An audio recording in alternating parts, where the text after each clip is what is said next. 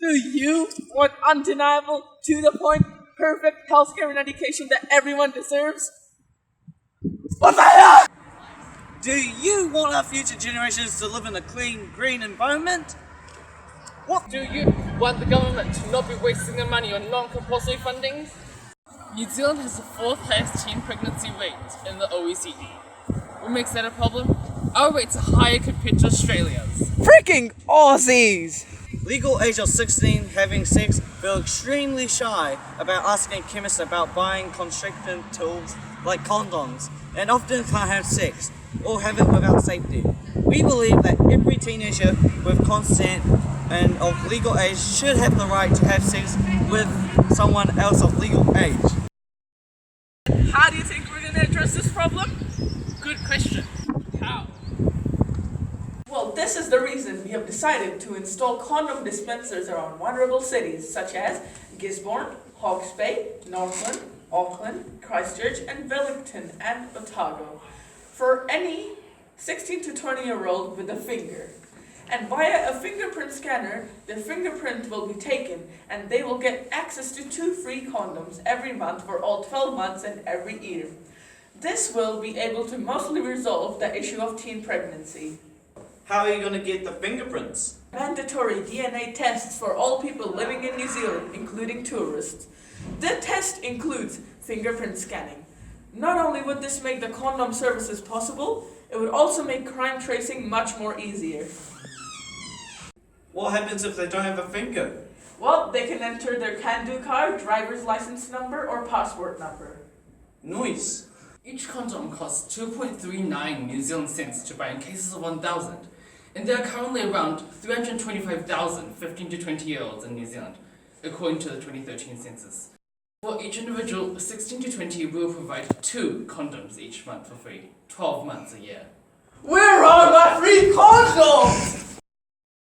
7 machines at New Zealand dollars 900 each. This means we will have a budget of 200,000 New Zealand dollars for free condom supply per year, including 7 machines. However, in reality, the wholesale price would be even lower for a greater number of units, and that not every teenager is going to redeem this offer. There is only about 3% of what the internal affairs spent on furniture. We will also provide free healthcare for those under 18. This will include dental care, eye tests, hearing tests, and GP checks. Now onto our education policies. Namaste.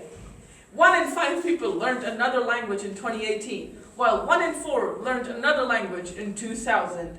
Learning a second language is very important to connect to the world, and even more important for countries where 80% of the population can only speak one language. This restricts their ability to communicate with other countries that don't have English as their main language. 15 of the countries in G20 don't use English as their main language. And now for our policies on funding. The government has spent $1 billion in Kiwi Rail. We think that is essentially throwing money into a black hole and can be spent on much more important matters. Such as teaching more languages in primary schools, free GP checks for under 18s, and condom dispensers. Therefore, we will be scrapping this idea and throwing it into a black hole. Rest of the money?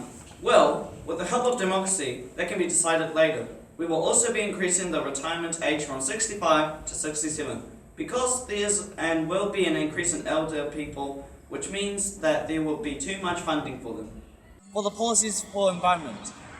Electric vehicles, or EVs, are the future, with many of these models having an efficiency rate of over 80% compared to the 15% of a petrol car. This means that less energy is required for the same amount of distance. Also, with EVs, they can be charged with renewable energy, which makes it even more sustainable. This is also the reason why we'll be omitting all road user costs with EV owners.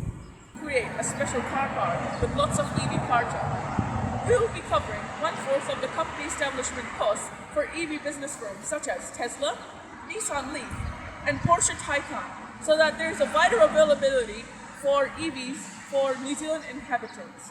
We will also be providing subsidies through the government for such EV business firms so that they can sell their EV cars at cheaper prices, making a much more wider availability for New Zealand inhabitants.